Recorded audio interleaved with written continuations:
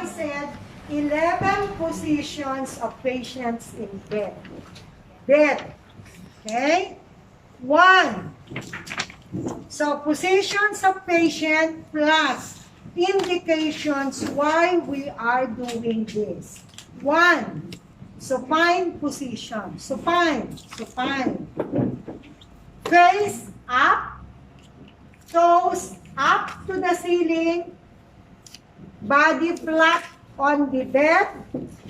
Hands to the side or hands to the chest.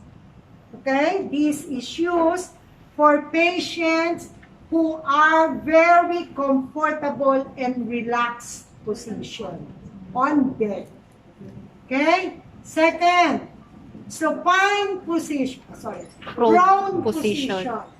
Prone position, patient abdomen flat on the bed, head, cheek, left or right, hands either over the head or on the sides, toes facing down. Okay? This is used for surgery, brain and back surgery. Lateral. Lateral, we have left or right. Left lateral, left. So this is right, huh? So supposing this is left, I just want to show you. Okay, left. Left lateral, patient is placed on left, back aligned, straight, one leg straight, and other leg is bended over the knee. Okay, so it will be looking like this. Okay, bended over the knee.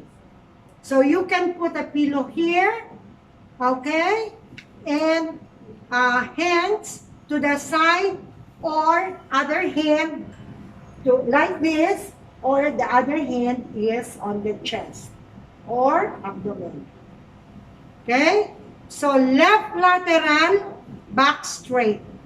So this is used left for those patients for rectal procedure, rectal exam, or any rectal thermometer taking. Okay? Why we are going to put on this left lateral?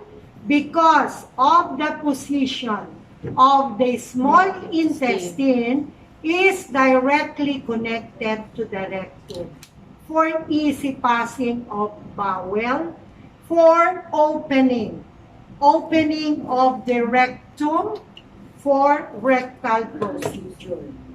Left. Okay, now we will have Sims. Sims position, patient back is slightly halfway drooping halfway. Okay? Legs bended separately. Separate, bended. Okay? So you can put the same way a pillow here. Okay?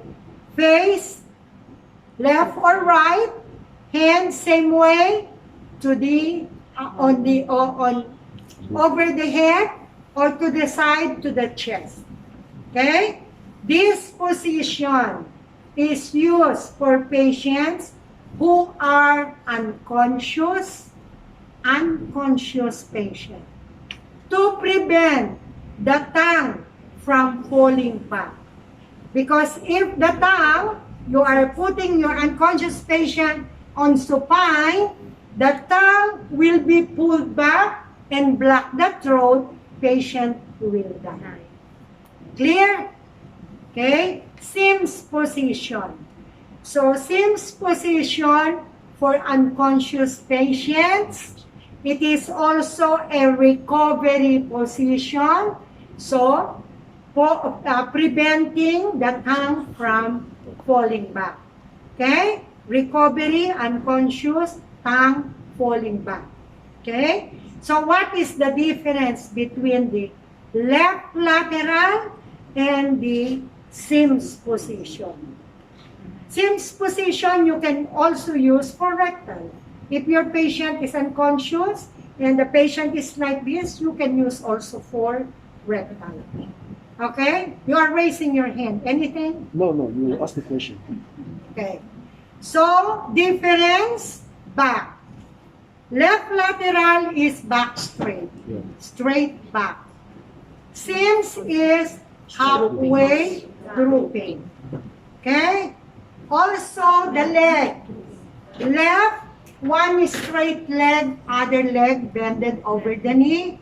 Other sim is both legs separately bended. Okay? So, we will be having 1, 2, 3, 4. What else? Trendelenburg.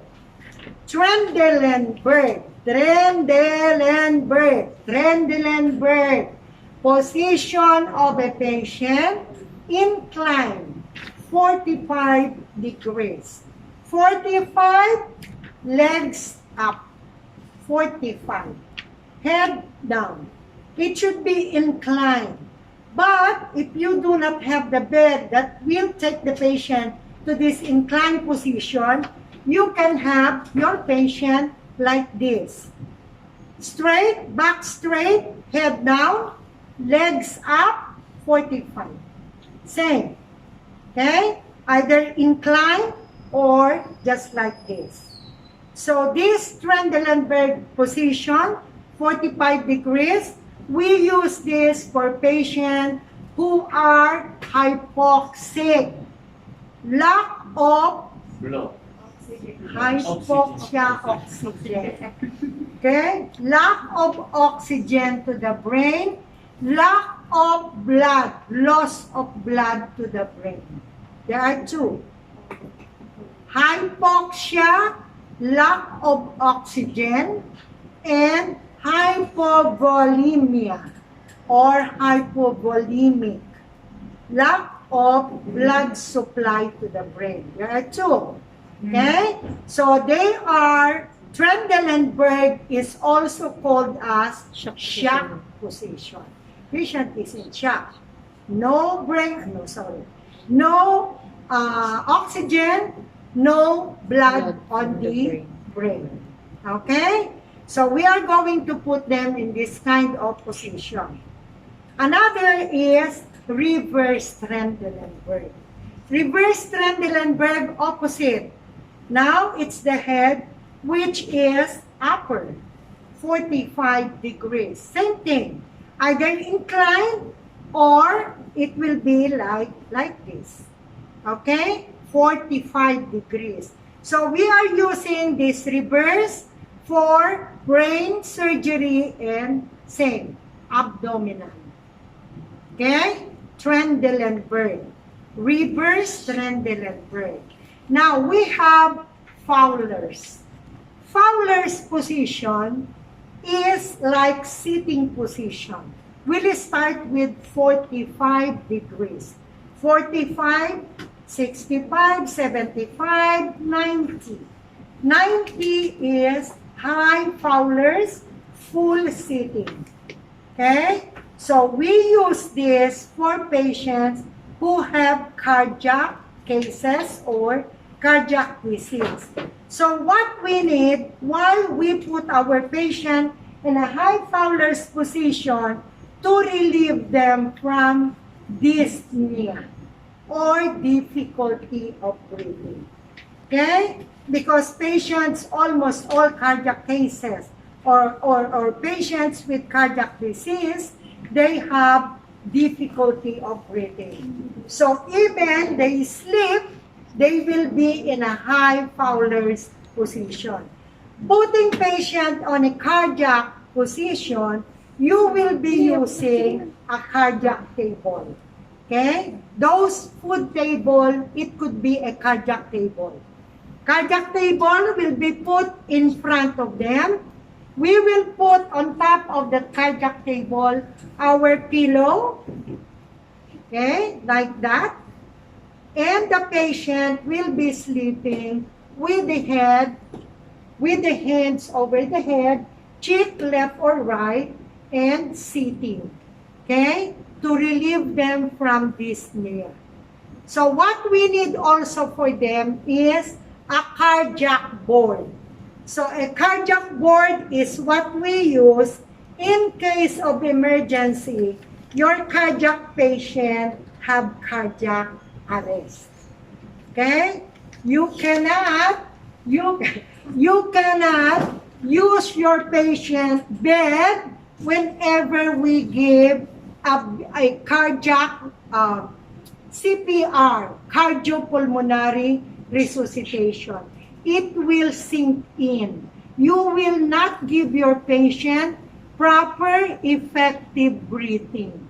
Okay? That's why we will be using a cardiac board which is like this, a little bigger, wider, taller. Okay? That will be enough, like this size, to put it under the patient's back during your CPR. Okay? So, backboard, we will use them. Patient will be sitting here. You will pull your table here. Patient will be sitting from this together with the support of your backboard. Or you can have the footboard. Patient will be sitting this side with the cardiac table. Our footboard will be placed this side. Footboard to prevent patient from foot dropping. Okay? So this is a Fowler's position. Next, we have a semi-Fowler's position. Semi-Fowler's position is where the patient is with 30 degrees of higher with 30 degrees, like incline. This is the same as the 45 degrees with our Trendelenburg reverse, but for this one is 30 degrees. 30 degrees, we are using it for patient with NGT feeding, nasogastric tube feeding. Why? To ease the flow of feeding while feeding with the tube. Okay? So, semi-Fowler's NGT 30 degrees. Next, we have lithotomy position. Lithotomy position is for mothers who are delivering babies. So they are put at the edge of the bed. Edge, at the end, edge. Okay? Edge of the bed with two legs hanging separately on a stirrups. There is a specific position of patient wherein the legs both separately on a stirrups. Okay? So this position is used for delivering of baby, for any gynecological procedure, rectal, or even vaginal. Okay? Next, we have knee chest. Knee chest position, we place our patient chest on the pillow. If the patient is here, this is the chest. Head here down. Okay? Like that. Because the pillow is bigger than the baby. Okay? So, chest on the pillow or on the bed. Okay? Knees, 90 degrees. Ganon, the knees. Okay? Knees, 90 degrees. So, we are using this position for any rectal or vaginal examination, or we use this for patients, women who are having dysmenorrhea or difficulties of having the period. Okay? So, rectal, vaginal, 90 degrees, knees kneeling, okay? Chest either on the bed or chest on the pillow. What else? Standing. How many do we have? Standing, ma'am. Standing, ma'am. Standing, resting. Huh? Standing. Last one, Standing. standing. Last? Okay. 11 is the standing or erect. Erect or standing. So the patient will be standing erect. Hands, either the hands palm. Palm is to the, like this, or palm to the side, palm out or palm to the side. Legs are together, or it could be if the doctor asks them to be in a center of gravity, but otherwise they will be like feet together, legs together, okay, with the hands either side or to the side, straight, okay. So there are two doctors, specialist doctors, who ask the patient to this erect or standing position. One, orthopedic doctors. Orthopedic because the orthopedic doctor, he or she will check if there is any deformity of the bones. Either here, there will be protrusion, there will be like anything that he will see regarding the joints, the bones, any deformity. Another specialist is neurologist. Okay? Neurologist is the doctor specializing on the brain and in the spinal cord. So he will be checking the skull and the backbone, the spinal cord. Okay? He will be checking whether, especially those patients having stroke, those disabled. So if the doctor will ask the patient to be standing, you must be very careful when or if the patient can be able to stand. Because you are asking the patient and the patient can able, so it will be your, you will be blamed for that. Okay? So you will know whether your patient will be able to stand or not. Okay? So two doctors, orthopedic and neurologist. Okay? Done. These are all the 11 positions of patients in bed. Okay? Next.